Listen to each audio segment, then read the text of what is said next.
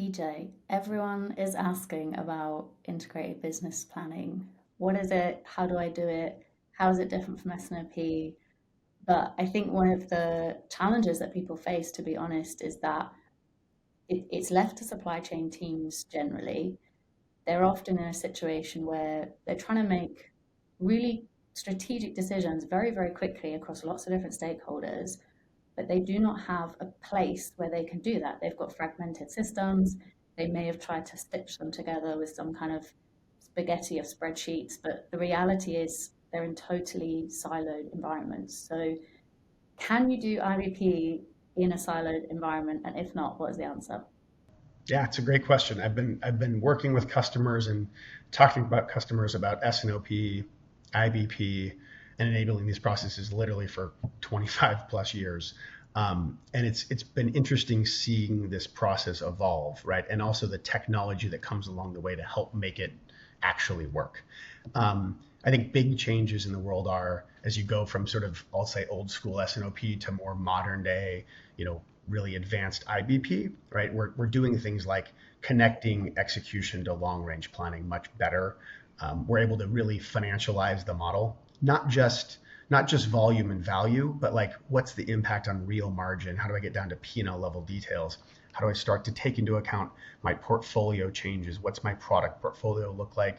What are my strategic initiatives? And how do I think about that as part of my overall integrated business planning process? And I mean, the great thing about the technology these days, and Anaplan specifically as we do this, is being able to do it in a way that adopts to the individuals that are part of the process. So tying in sales in an experience that lets them think about and look at the stuff that's really important to them. Are they getting the volume and are they getting the supplies they need to hit their commits? Do they understand the impact of their biggest deals?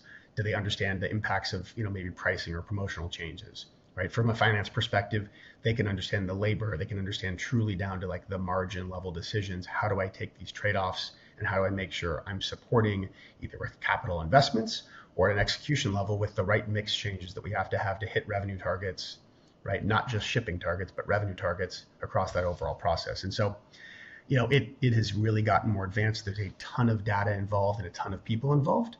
And I think laying that foundation, there's a lot of work that has to be done from a process perspective to really make it successful. That's number one. So you've got to have buy-in. You've got to have senior leadership really talking about the importance of this and understanding how to play it.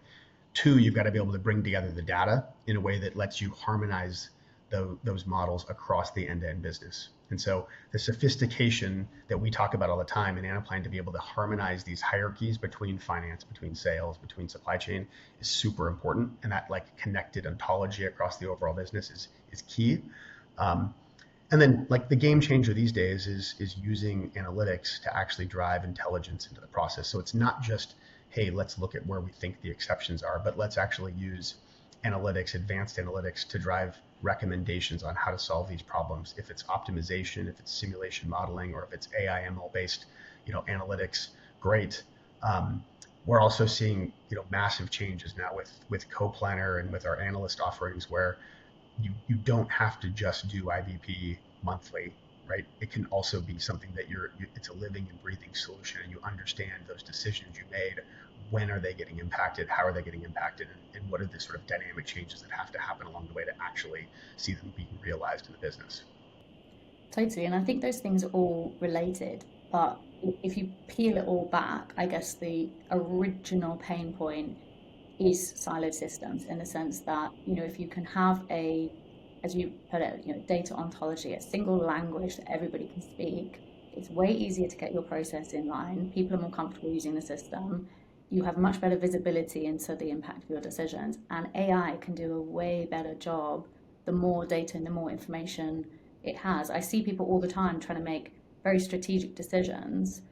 To make those decisions, they need very granular information, and they don't have that visibility, from a vertical perspective at all. And actually, it's too much data. People have been collecting data obsessively for years, and now they have too much of it, and they don't know what to do with it. So that's where our, supply chain analyst or our finance analyst, workforce planning analyst can really step in and identify things for you that you can then act on. Yeah. I was talking to a senior supply chain leader at a global Fortune 500 manufacturer, and they had like 20 different ERP systems, like 2 or 3 instances of SAP plus a bunch of legacy tools because they'd grown through acquisition.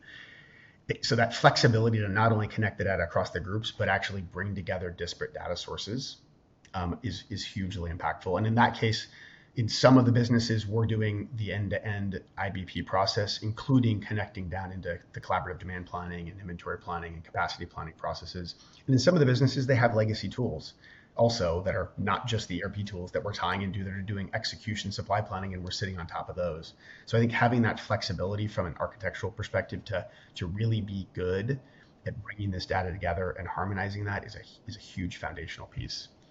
Yeah, I had a customer describe us the other day as like the central nerve agent of their business. You've got tons of different planning systems all over the place, but where do they actually make decisions? And I think historically people have been tempted to kind of unify everything really upstream in an ERP, and there's no need. Like we can take care of it in the Anaplan layer. Yeah. Yeah. Actually make your decisions in the planning tool versus Excel. What a concept. Love it.